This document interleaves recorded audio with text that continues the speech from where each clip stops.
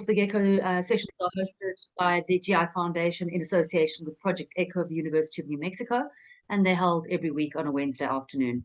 So please, the chat is open for questions, so let's make this as interactive as possible, either post a question or ideally ask one in person.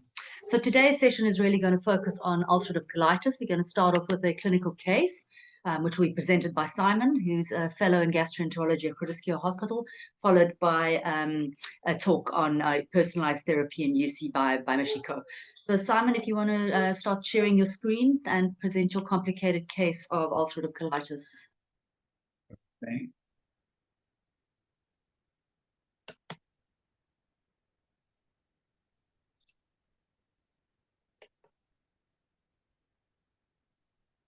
Alrighty, can you see my screen? Yes, we can. You can go ahead. Hi, good afternoon. So I'm going to be presenting a case today, as Prof has mentioned, on complicated case of UC. It involved a 71-year-old lady with a background history of hypertension and type 2 diabetes that was poorly controlled with target organ damage in the form of peripheral neuropathy and stroke. She was a non-smoker, and as has been mentioned, she had ulcerative colitis, which was limited to the rectum. Her UC was, it was unclear whether she had been formally diagnosed, but her symptoms had definitely started around 2006, and of diarrhea, urgency, but she only really presented to Groote in 2014, and for that period up until then, she hadn't been on any treatment.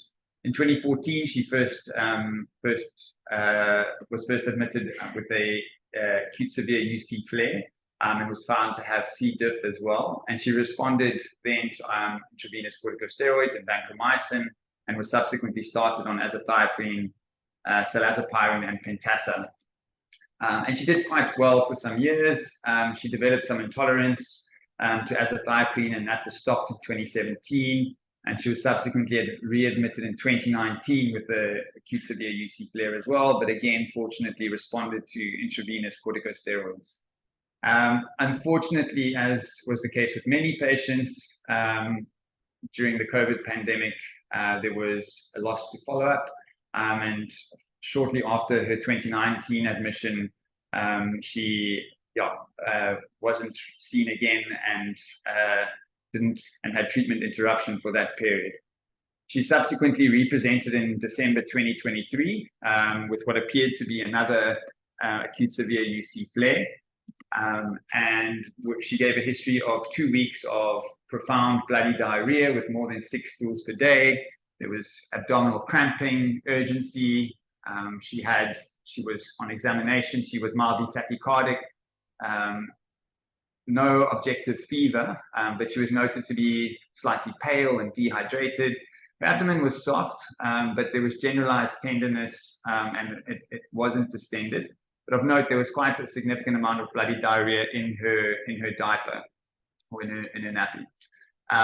Pertinent results: she had a mildly elevated white cell count of 11.36. Her HB was slightly low at 10.4, but was normocytic. Her creat was 97, which was slightly elevated for her age and weight, and her albumin was low at 29. She had quite an elevated CRP of 156, and has been, as I mentioned previously, her glycemic control was quite poor with an HbA1c of 10.1%. Her initial stool was relatively bland, despite there being sort of objective blood in her stool. The lab didn't pick up any erythrocytes on a stool specimen, but really there was no parasites or bacteria grown, and her C. diff was negative. And as she met criteria for an acute severe UC flare according to Truelove and Witz, and was subsequently treated as such. She underwent a flexible sigmoidoscopy the following day, and was found to have a Mayo 3 proctosigmoiditis. And her biopsy results, which came out within 24 hours, showed a moderate chronic active colitis consistent with a flare. There was no granulomas, no AFBs, no viral inclusions. Her CMV stain was negative, and she was treated as a flare with IV hydrocortisone for 72 hours. She improved, was transitioned to oral prednisone, reinitiated on her maintenance treatment of silazapyrin and pentasa. Her discharge was prepped, and then, except that after transitioning to oral medication, she had ongoing bloody diarrhea, her persistent abdominal cramps. Despite her CRP improving to 91, her HB had dropped further to 8.4, as had her albumin to 26, and a repeat abdominal X-ray showed what looked like colonic dilatation, which was significantly worse than her admission X-ray. She underwent another flexible sigmoidoscopy, which showed persistent Mayo 3 colitis. Unfortunately, I don't have pictures of the initial scope to compare to. But the biopsy results again came back essentially the same as a moderate chronic active colitis. There's no AFBs, no viral inclusions, and the decision was made to then escalate therapy and start rescue therapy with infliximab, and a dose of 10 milligrams per kg was given. At this point as well, she was discussed with our colorectal colleagues, and given her comorbidities, her age, she was thought to be quite a poor surgical candidate, and obviously the hope was that she responded to medical treatment. She did seem to improve again, but 3 days after her first dose of infliximab, she once again developed bloody diarrhea, and she underwent another flexible sigmoidoscopy, which showed ongoing Mayo 3 proctosigmoiditis. The rest of her colon, or the rest of her descending and transverse colon was normal, and she was given a second rescue dose of infliximab 10 milligrams per kg. Fortunately, or ultimately, the next day, the biopsy came back showing or demonstrating cytomegalomy. There was some viral inclusions, and her CMV stain was positive, and a diagnosis of CMV colitis was made. This is her slides, and one, I guess, can appreciate the arrows are pointing to it, but the viral inclusion within the endothelial cells, which is much easier seen on the high power field on the right. And this is her immunohistochemistry, which is positive. She subsequently received ganciclovir IV, 450 milligrams BD, and within 2 days, her abdominal pain had stopped, as had diarrhea. She completed 10 days of IV treatment before being transitioned to oral valganciclovir, at which point her HB had improved to 10.6. The inflammatory markers had improved significantly, her CRP down to 5, her albumin had improved to 32, and she was continued on silazapyrin 2 grams BD, pentasa suppositories. She was also given budesonide enemas and methotrexate 5 milligrams per week, which I think was mostly just for the immunogenicity because of the infliximab rescue therapy. And the prednisone course that she'd been started on was tapered. So just a brief word on CMV colitis. So CMV is a member of the human herpes virus family. It has a seroprevalence of 40 to 100% in adult populations, and 100% in developing countries. That is, it's almost ubiquitous. Usually in immunocompetent patients, the infection is mild or asymptomatic and can present with the mononucleosis-like syndrome. But obviously, it's clinically important where patients are immunosuppressed, HIV patients or transplant patients, and patients on immunosuppressive therapy. Generally, CMV colitis presents as abdominal pain. There can be quite significant diarrhea, rectal bleeding, tenesmus, fever, and in severe cases, although relatively rare, can present with perforation as well. There does seem to be a relationship in inflammatory bowel disease, and particularly ulcerative colitis. And the seroprevalence in UC patients with moderate to severe disease is almost as high as 30%. And this is particularly the case where patients are refractory to steroids. Although it's not thought to be an etiological agent in inflammatory bowel disease, it is thought to reactivate in response to mucosal damage and local inflammation, and where it plays a role in exacerbating the mucosal damage. It promotes flares and shortens remission periods. And the relationship it seems to affect patients more with ulcerative colitis than Crohn's.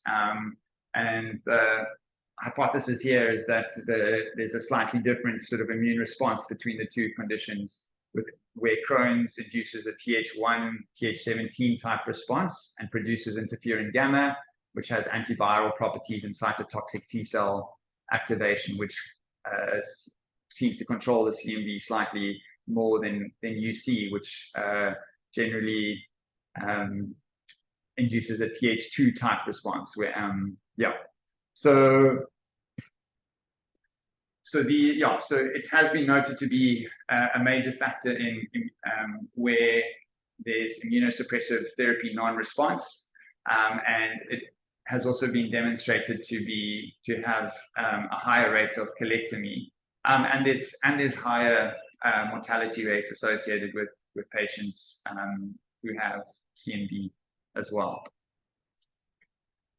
The gold standard for diagnosis is tissue in CMV colitis, and particularly immunohistochemistry. The ALI viral inclusions, which are seen on H&E, are very specific but have a lower sensitivity. And immunohistochemistry should always be performed whenever there's any clinical suspicion.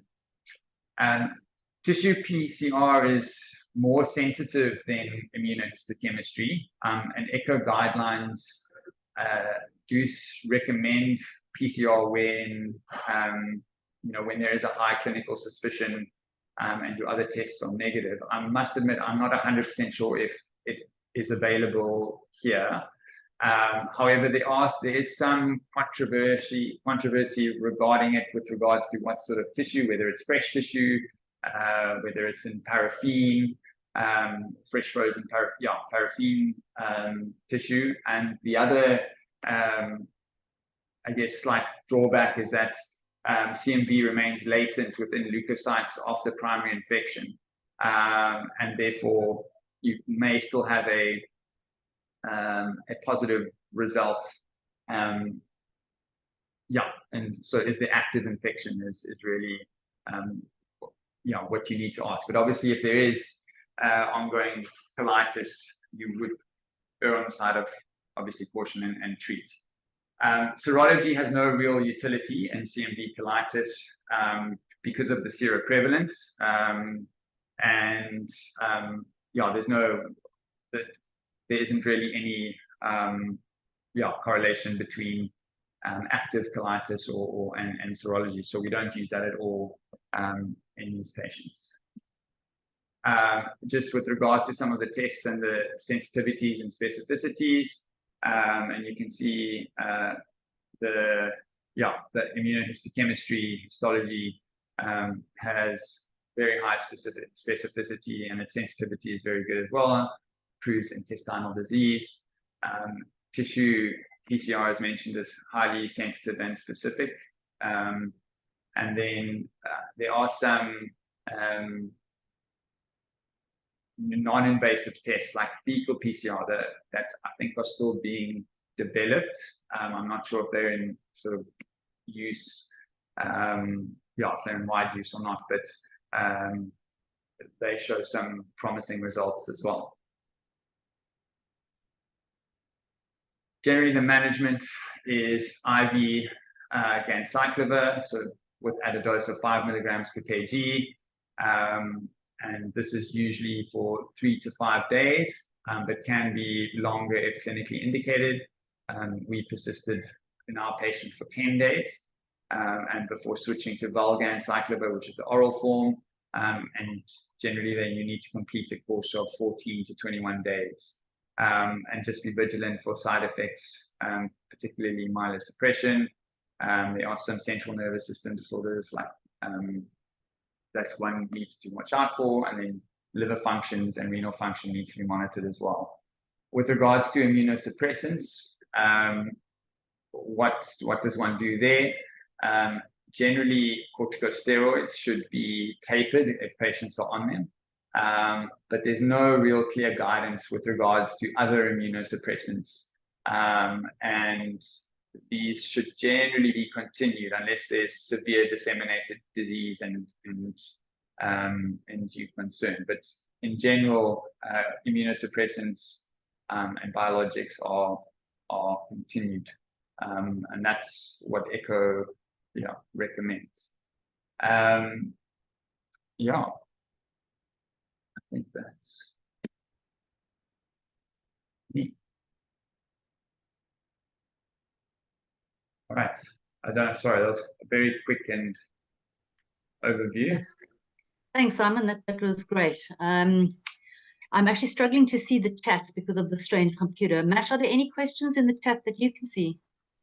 Let me have a look. No, there's nothing yet in the chat. Okay, so yeah. Yeah, I mean, so I got involved with them. Thank you, Simon, for that case, which I think highlights a few things. So I got involved, I think, in the second week that she was admitted, and she had responded beautifully to treatment and was on the verge of discharge. And then over that weekend, then she started having PR bleeding and was just not looking well, looked pale and unwell, and so forth. The problem with this patient was that she had had 2 previous CVAs, and she used a wheelchair at home. So she wasn't really going to be the ideal candidate, necessarily for surgery. So that was a bit touch and go as to should she not respond to the infliximab, and if this was not CMV, what were we going to do? Another thing about her is that, she started off with just proctitis. And then you can see that actually there's been a bit of extension of disease with proctosigmoiditis by the time she presented, which shows that even limited disease can be quite problematic to treat. And if you look at her history, she's had a couple of admissions with acute severe UC over her period, despite sort of reasonably limited disease. And so one of the errors that I think we made, and by me, I mean all of us, is because she came with sort of very distal disease, the surgeons were not involved with the management, even though she was admitted as an acute severe UC, because, we thought she'll be in and out. And so at the time now, by the time she's had her second and third flexi, and now we're involving the surgeons with somebody who really is not an ideal candidate for surgery, it was actually becoming rather difficult, and the decisions then that would have needed to be made had she not improved. Yeah, so, and I think also just highlights the importance of following up on results and repeating investigations when things are not making sense. I mean, we've certainly had a number of cases over the years where we have routinely looked for CMV in our acute severe UCs. It's been negative, and then they come for colectomy and we review the colectomy specimens, and there's loads and loads of the virus present. Ernst, I see your hand is raised.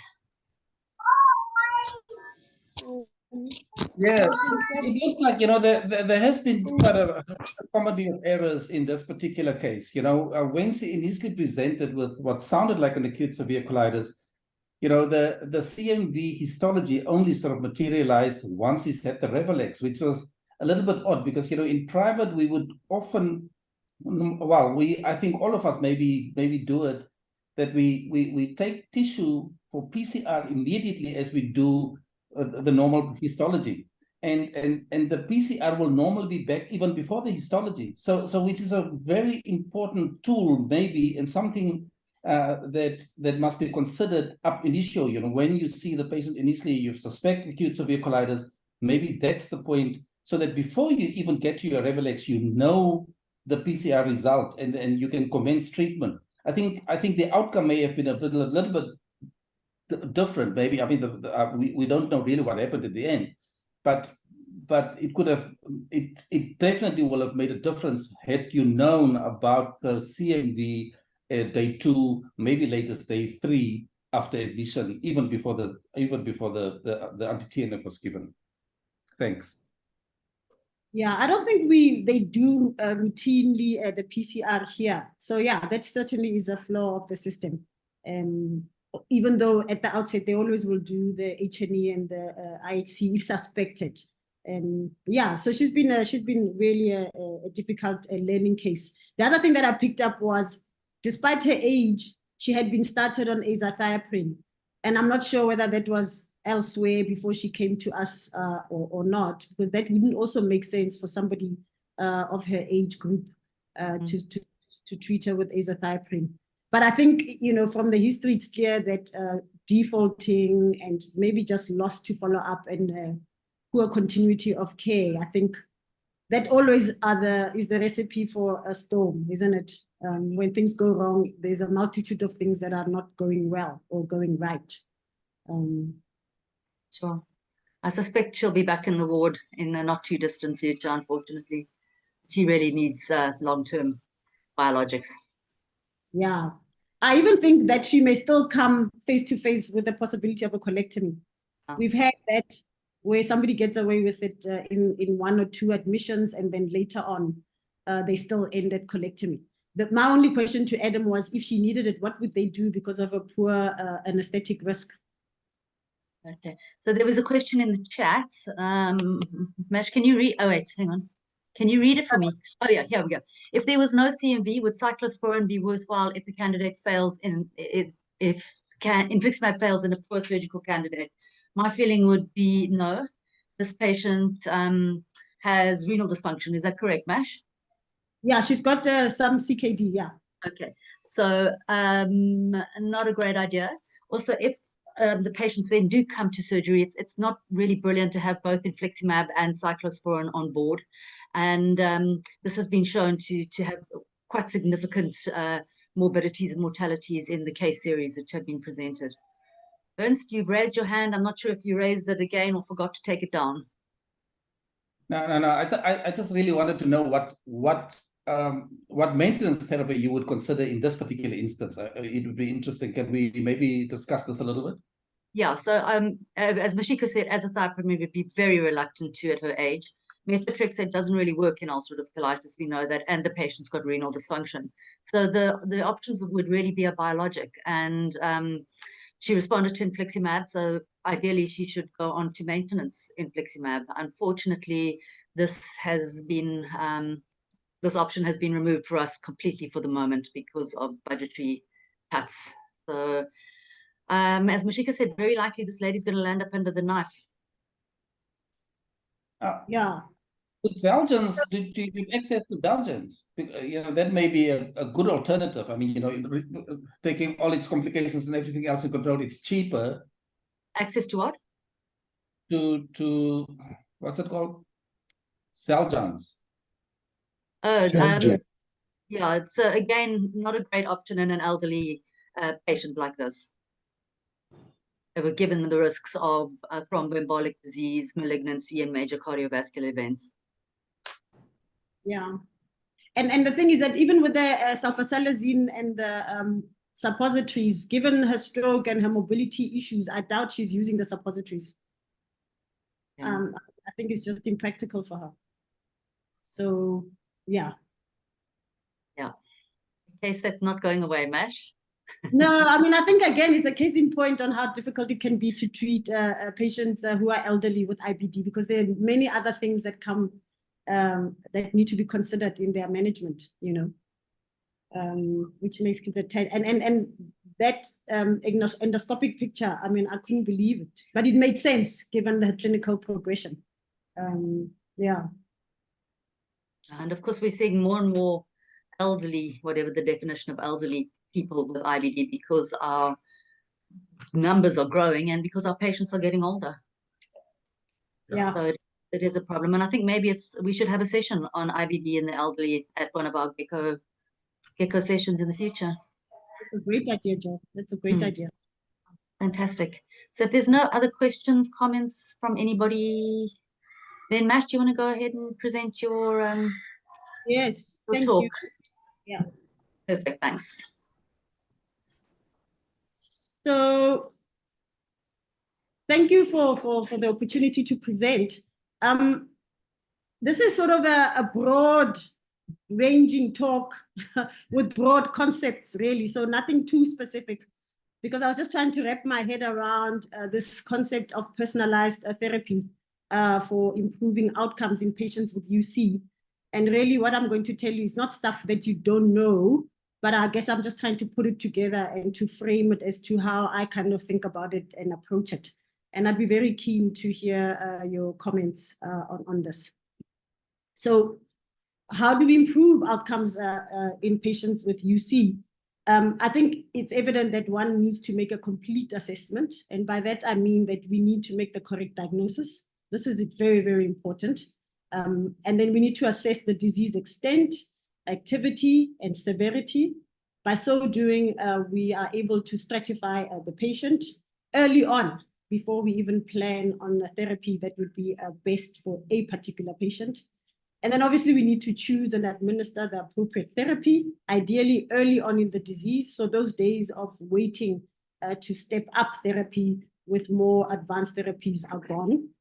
So we also use strategies such as treating to target. We know about the STRIDE 2 recommendations. There are many factors to consider in terms of what to choose, given the broad-ranging number of drugs that we have and the different mechanisms of action of the drugs, and then really how to choose which drug for which patient. And the fact that at the moment we still don't have any way of predicting which patient will necessarily respond to which particular drug. And then monitoring of the disease, once you have made a diagnosis, instituted therapy, is extremely important, cannot be overstated, as was the case in this patient, and the problems with not doing so, including surveillance, but I'm not going to have time to talk about monitoring and surveillance in this talk. So in terms of making the assessment, I don't need to preach to this group about how important it is in the diagnosis of inflammatory bowel disease to definitively be able to be clear in your mind about whether this is UC or Crohn's. And as we know, the two, even though they fall within the same spectrum, are very, very different diseases. And even within UC, there are different phenotypes. Similarly, within Crohn's disease, there are different phenotypes. So these are not created equal at all. And even in tertiary centers with expertise and availability of tools, it's not always necessarily easy to make a firm diagnosis. I've listed there some of the differences between the two, and also noting that in about 10% of patients, they don't fit necessarily neatly into any of the characteristics that we speak of. And these patients have indeterminate colitis. Again, these need to be followed up because over time, they may evolve and then declare themselves into either UC or Crohn's disease. So this slide really is just to highlight that IBD is a very can be a difficult diagnosis to make even in expert hands, and the importance really of making a correct diagnosis. Of course, also on the back of Simon's talk, is important to rule out confounders. So other causes of infectious colitis. He spoke about C. diff, CMV, and other infections which patients with IBD can have. They too can have Shigella. They too can have Campylobacter. So it's important, obviously, as part of the workup to exclude those other things. And of course, we know that the diagnosis of UC is really a composite exercise of using different tools to come to a diagnosis, which is why it's actually not easy to make the diagnosis if the patient does not neatly fit into the categories that we know. So obviously one goes on the clinical characteristics. It's important to remember that patients may present with incontinence, something we don't often ask about and patients don't report because of embarrassment. So it's very, very important to highlight that. And then obviously there are biochemical factors to consider. So your inflammatory markers, the stool, fecal calprotectin, the other bloods, like the antibodies, ASCA and ANCA, didn't really pan out for use in clinical studies. We had hoped that those would help us to differentiate a patient with UC from a patient with Crohn's. That didn't really quite work out. Of course, the importance of radiology. We cannot manage these patients without assistance from our radiology colleagues, whether this is in the form of plain abdominal x-rays, which are critical in managing patients at diagnosis and with follow-up, and of course, POCUS, so intestinal ultrasound, which allows you to make a diagnosis at the bedside in real time. And then endoscopy with typical endoscopic features as well as histology. And so with all of these factors, then you can make a diagnosis positively of whether you're dealing with UC or Crohn's disease. And as I say, this is critically important because obviously the management differs vastly. Now, once you've done that in UC, you need to now determine the disease activity as well as severity. The activity is based on patient-reported outcomes. So these include the modified Mayo score or the simple clinical colitis activity score. You also have to use your test to determine the inflammatory burden, as I'm showing there with fecal calpro, ESR, or CRP, noting that at baseline, some patients mount a CRP response, others don't. In that case, you might want to use an ESR, or at least do it at baseline so that you understand that in your patient, when they're flaring, this is how the CRP looks. When they're in remission, this is how it looks. Very, very important. Even if the rises are mild, but the trend will tell you if something is cooking. And then disease severity based on the scores that we all know. So the UC endoscopic index severity score, the Mayo score. And then for histologic severity scores, we use the Nancy, Gibbos, and Roberts. Disease extent is important, and I'll come to that in a bit. And then obviously patients who display risk factors for more severe phenotype, either de novo at the initial diagnosis or during monitoring, that is important. And that might give you a clue into the type of patient who may become problematic, like this patient that was presented by Simon. And then again, the response to conventional therapies, in some patients it's much easier, and in others they need advanced therapies. And even within the advanced therapy group, some patients simply don't respond, lose response, and you end up putting them on several classes of these advanced therapies. So just quickly, you're all aware of the clinical activity scores, which incorporate bowel frequency, the number of stools at night, urgency, blood, general well-being, which we don't often assess, and then the extraintestinal features. And so you assign a point, and then you can decide how active the disease is. This is important, I think, in clinical work, and also to document progression of disease or even recovery and remission. And then we're all even more familiar, I think, with these scores because we tend to use them in our endoscopic practice, describing the vascular pattern, bleeding, erosions and ulcers, and then grading them, and then giving a patient a score. This is quite useful, as it was in this case. She started with a Mayo 3 endoscopic score, and actually that seemed worse on subsequent endoscopy. So these are useful, and I know that our pathologists are very good, but they actually don't use any specific score. But I think it's important to use these scores in terms of objectifying the evidence and being able to monitor progress. Of course, these are mainly used in research, but I think where possible, if this can be incorporated into your clinical metadata, I think this is a good way to monitor your patients. And also, if we're looking for mucosal healing, scores such as this are very useful because we know that the clinical scores and the symptomatic scores are not always correlating with what's happening at histological level. I just want to highlight this. You guys obviously know this, but in the group of UC, the majority of patients will have proctitis, as this lady had when she first presented. And the symptoms really will be rectal bleeding, tenesmus, urgency, and please don't forget incontinence. And then patients may have left-sided colitis. This is patients about 16 to 45%, and they'll have more severe symptoms with a bit of cramping, diarrhea mixed with blood and mucus.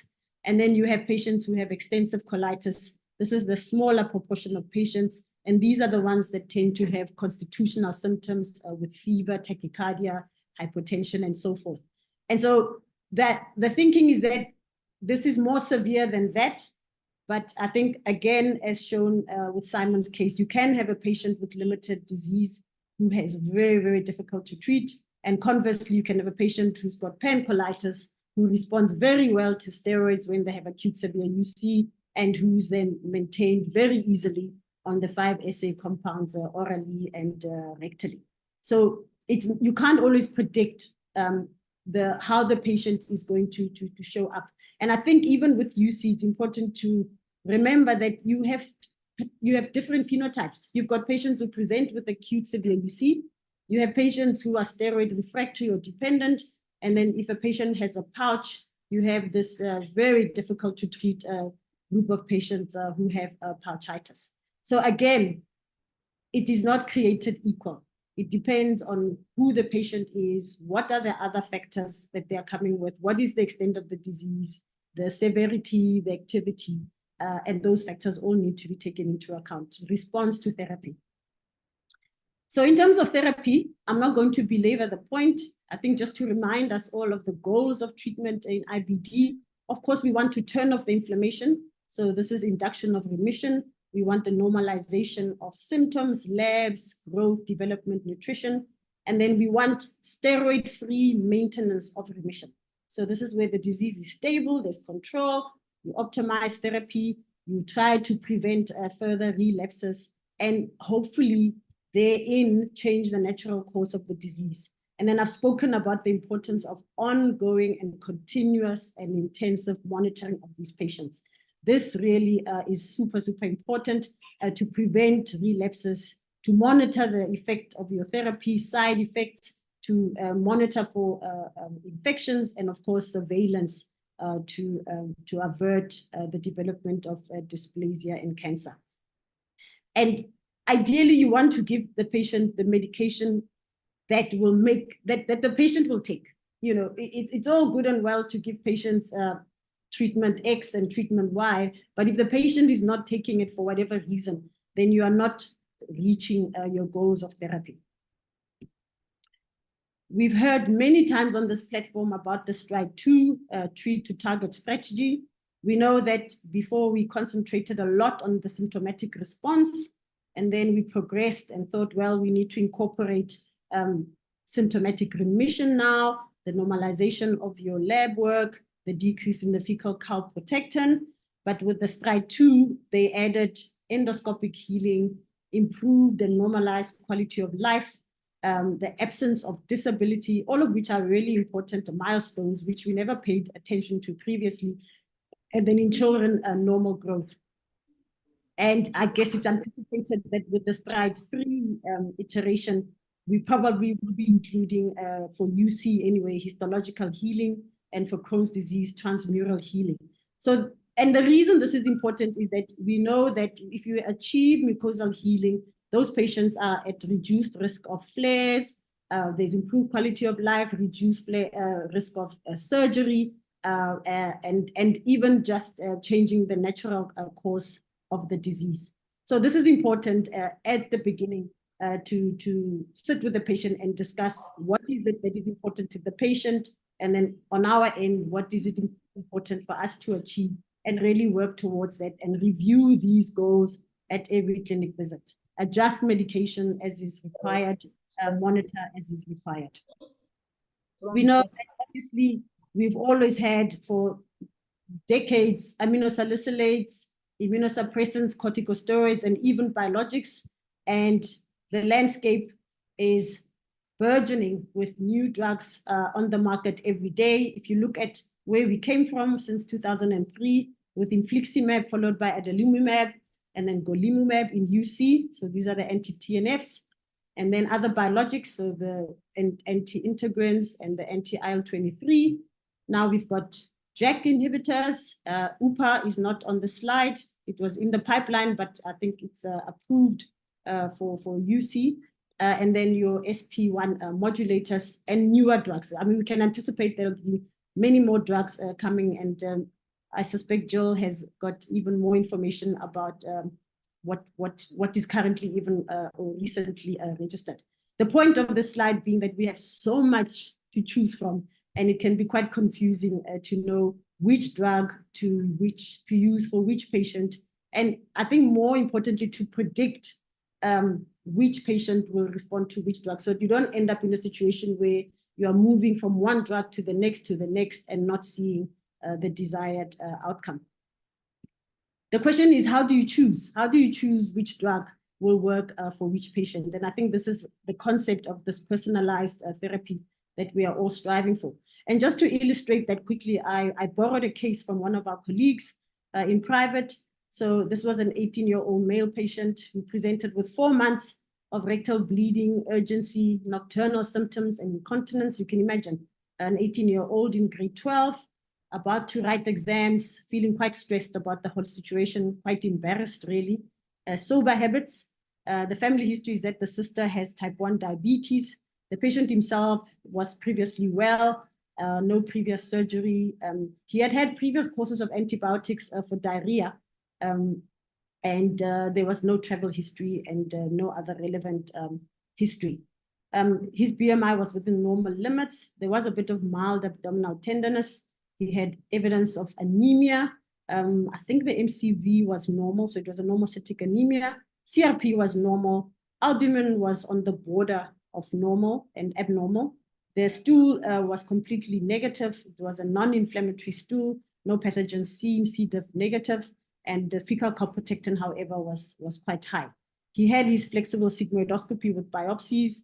Obviously, that's normal. We've got some new fellows online.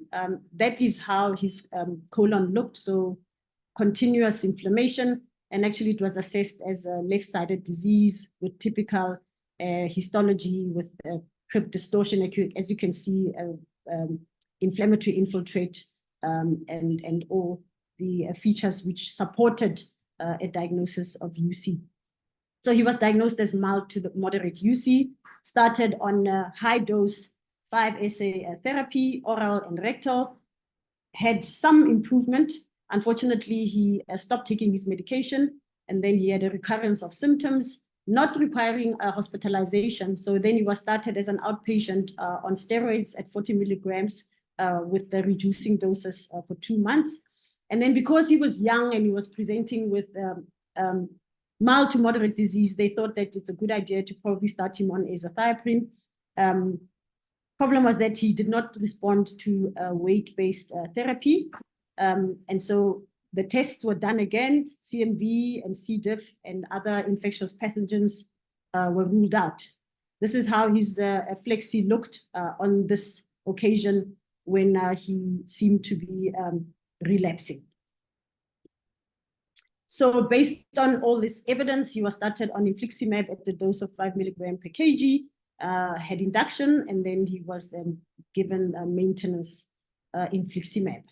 Did well for 6 months, wrote his exams, was doing quite well, attending his appointments, and they did TDM. I'm not clear why it was done. Oh, no, sorry, this is at the time when he relapsed, sorry. So this was a reactive TDM, and you can see that his infliximab levels were very high. There were no antibiotics, and despite this, he was relapsing. And you can see also this with his biochemistry. His HB was now 9.5. His CRP was 12. It's gone higher than it was before. Now, remember, I spoke about patients who don't have a roaring CRP response. He was initially 5 and now 12. So when you look at this in isolation, you might think the CRP is not too bad. But for somebody who before had normal CRP, this is significant with a low albumin. So the question is, you have somebody who has been on 5-SA compounds, oral and topical. He's had azathioprine, didn't respond. He was escalated to infliximab. He now has very, very high levels, super therapeutic levels with no antibodies, and is still flaring. What do? You switch class, and if you do, which drug are you going to consider for this young gent? So just as a sideline, you know, in terms of personalized therapy, there are several things to consider. You need to consider the drug, obviously, efficacy, the rapidity of action, loss of response, any contraindications, patient preference. You need to consider the safety of the drug in terms of infection risk, malignancy risk, the age of the patient, comorbidities, and prevailing EIMs. You need to consider the phenotype of the disease, which is what I've tried to show in the previous slides, the severity of the disease, the behavior of the disease, previous response, what the likely prognosis is going to be.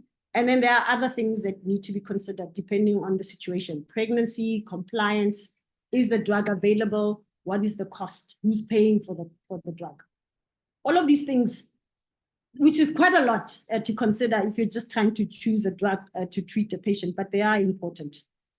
It's also important to not forget that, again, as I'm trying to stress about different behaviors of the condition, they're not the same. Even in UC, you have patients who may start off with very bad flare, but over time peter off. Or you may have patients who start off with relatively mild disease, and then over time, they have increased severity or increased activity. You have those who may be chronically symptomatic. And then you may have those who have relapses and then very swift remissions and then relapses. And so this also you have to consider and factor in terms of choosing the drug for the patient. You simply cannot give the same drug for every patient who's got UC. You have to take these individual patient factors and individual disease factors into consideration. I spoke earlier about being aware of the risk factors that may augur for severe or complicated disease. In UC, we know that if the patient is young, and that's less than 40 at diagnosis, as is this case now, patient with extensive colonic involvement, but I've already shown you that even with distal disease, you can have problems. Patients who display severe endoscopic disease activity, patients who require hospitalization for colitis, as the patient that Simon presented, patients with the elevated CRP and a low serum albumin. These are the folks to look out for and treat hard and early when they present, even if it's at their first diagnosis. And so you have to weigh the risks against the benefits of treatment. And I think I've kind of gone into that. You want to maintain remission, improve function and quality of life. You want to promote mucosal healing as early as possible and prevent complications. And I've already spoken about the disadvantages of therapy. There are side effects, and also because patients are not the same, you don't want to give patients potent medications that is costly if that is not what they need. So much has been said in the literature about, well, how do you choose? Obviously, as we know, the best evidence in terms of research is not observational research. So that's your cross-sectional studies, case control, cohort studies, but you want randomized, controlled, double-blinded studies in order to decide drug A versus drug B. And then if you collate all of that evidence together, then you can put up a meta-analysis where you now can pool all the data together and come up with some sort of answer, yes or no, to a particular drug over another drug. The problem, of course, is that in the IBD landscape, there aren't too many of these head-to-head trials that are possible to do for many, many reasons. But then the ones that we are aware of is the Varsity trial that compared Vido with adalimumab, and we know that Vido came out superior with the 50 remission rates at week 52 of 31 versus 22%. And then there were the Hibiscus trials 1 and 2 that compared etrolizumab with adalimumab and placebo. And in the first trial, etrolizumab was actually superior to placebo, 19% versus 6.9%, but that wasn't borne out in Hibiscus 2. But etrolizumab was not superior to adalimumab. And then there was the Gardenia trial. Here they compared etrolizumab to infliximab, and the week 10 response and 52 response was basically no difference between the two. And then as far as I'm aware, Jill, you can correct me, the efficacy trial is recruiting and it wants to compare Vido with infliximab. Now, as I say, these trials are very expensive to run. And it is not possible to compare all of these drug classes and the different mode of actions in order for us to be able to know which drug to choose. So what we've resorted to now is what is called network meta-analyses. So what you do here basically is that you take drugs that have been directly compared in studies, and then you can do a direct comparison, but you can also do indirect comparisons as long as the arms are represented in the studies that you're evaluating.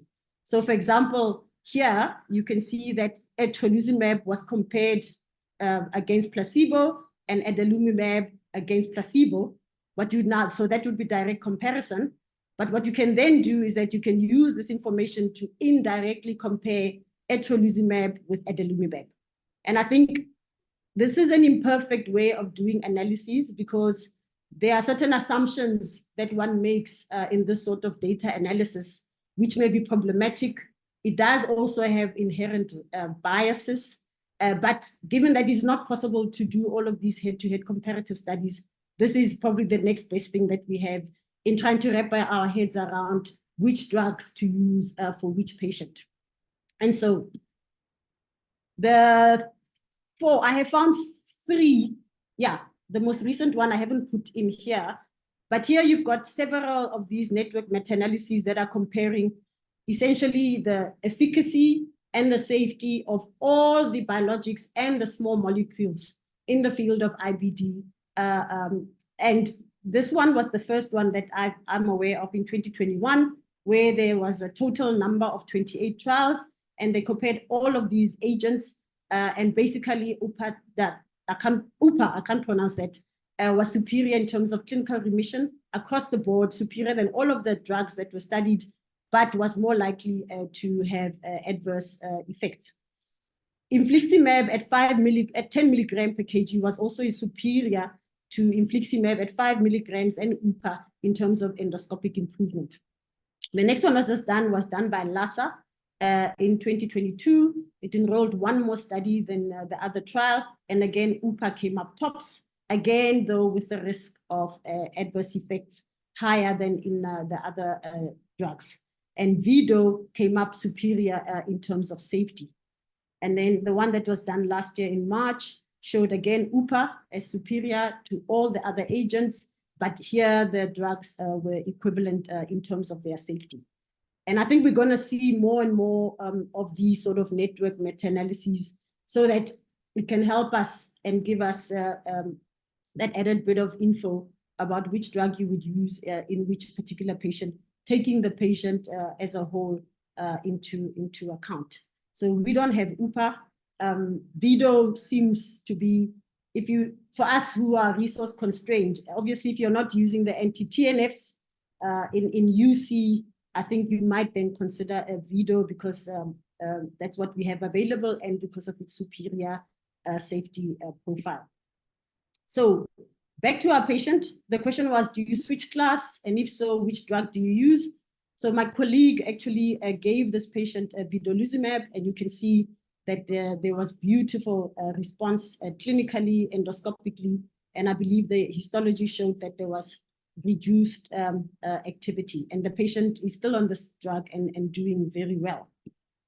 Of course, the questions I have, and it would be interesting how the discussion goes, is could we have predicted that this patient would have difficult to treat disease? Should VIDO have been used as first line before the patient was given infliximab, induction and subsequent maintenance, if the VIDO was available, which it was in the setting? What of the role of tofa, ozanimod, and ustekinumab in UC in treating this patient? How would you sequence that, and where would you put this in the treatment of this gentleman if you had all of these resources available? So I don't have the answers. I've just put that there to think about.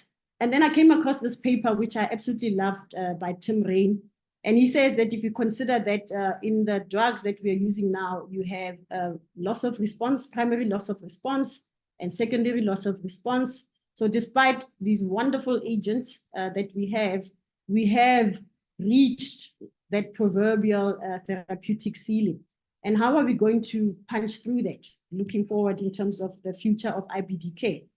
I think we need to be moving towards a preclinical diagnosis long before the patient presents with symptoms. We probably need a better understanding of pathogenesis because we have all of these drugs with different modes of action, and still we are not able to treat these difficult to treat patients in a way that is satisfactory. Probably we need to move now away from just the clinical, endoscopic, histological, and look at molecular classification of patients to try and come up with predictive markers for response to specific drugs. Of course, non-invasive monitoring, I think, is going to become a thing with the technology because patients don't like to have repeated procedures.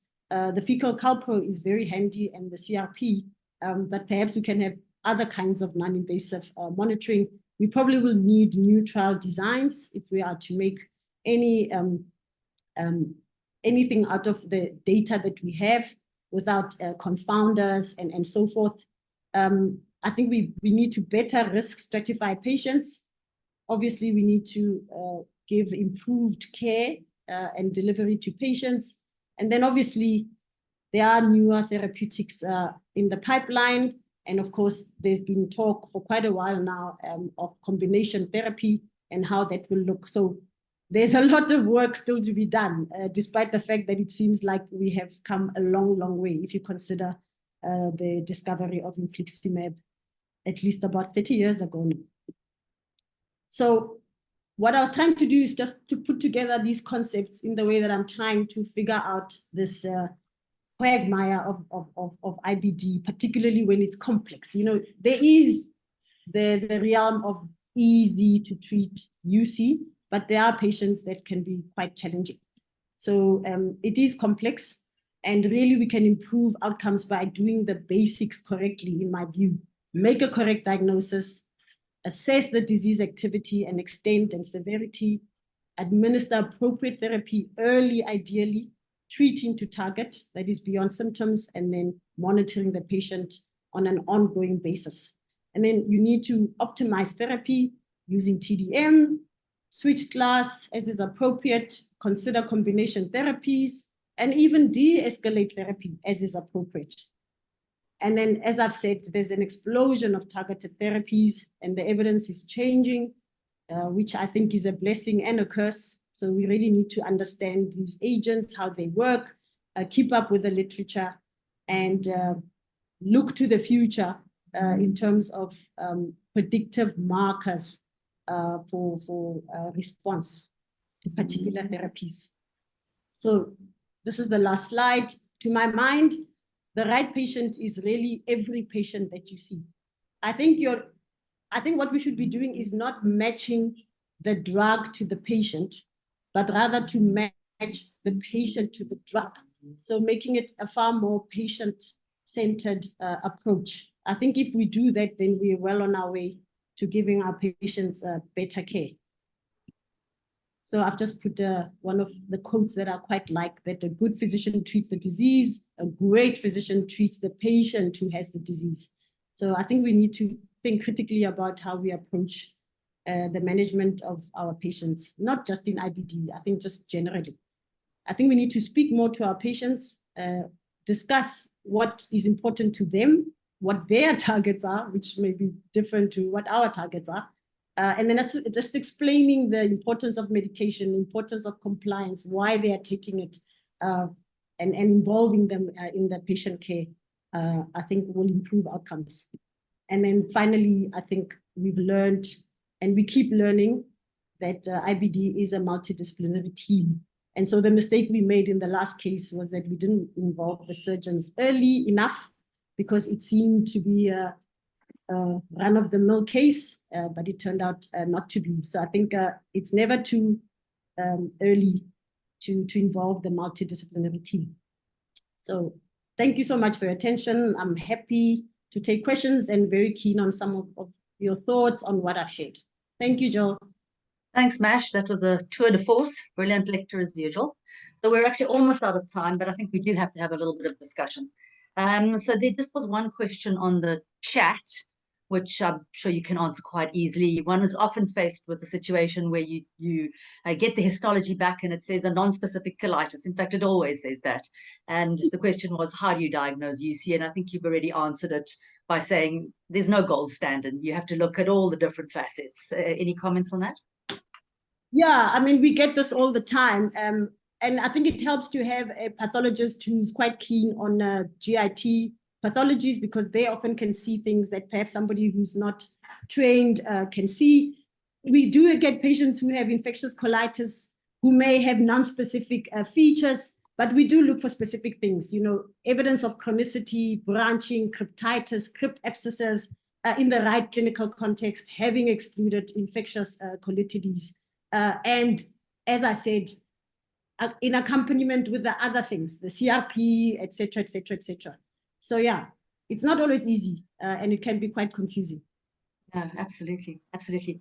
So I just wanted to make a few comments. The first was patient-reported outcomes. So obviously the most important things for our patients is that they're feeling better. They don't really care what their mucosa looks like or what their CRP is. So the ones that are typically used now, and they're in all the FDA approvals for the drug trials, is for ulcerative colitis, it's rectal bleeding scores and stool frequency. But one that is becoming increasingly obvious and that we've ignored a bit in the past is bowel urgency. And if you actually ask your patients, what is the thing that worries them the most? It is bowel urgency. The difference between bowel urgency and incontinence is involuntary. You have no control over it. Bowel urgency is that feeling that you got to get to the toilet, and if you don't get there now, it's going to be a train smash. And you know, you will know from our IBD patients, they do toilet mapping. They know where toilets are when they go to a shopping center. You know, public transport for them is an absolute nightmare. My patients starve themselves for 24 hours before they come to the hospital just in case. So just something to think about. It's an endpoint in clinical trials now. The first drug trial to use it as a formal endpoint was mirikizumab, the Lucent trials. Mirikizumab has recently been approved for ulcerative colitis by the FDA. And so bowel urgency, don't forget about it. It's really important. And then just in terms of the question you asked, should perhaps this patient have been put on vedolizumab first? Yes, I think so. Vedo is an excellent drug for ulcerative colitis, but only as a first-line therapy. The moment you start using it after somebody has failed an anti-TNF, you're really not going to get the kind of efficacy that you want. So yes, I think that would certainly have been a very valid option. Thanks. That's a great insight.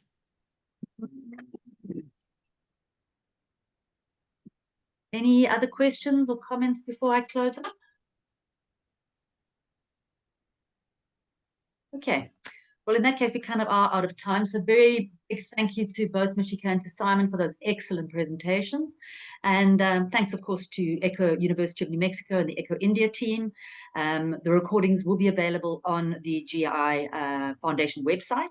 Thanks, of course, to the GI Foundation, and as always, Chris, and of course, Cheryl and Karen, who did all the behind the scenes things.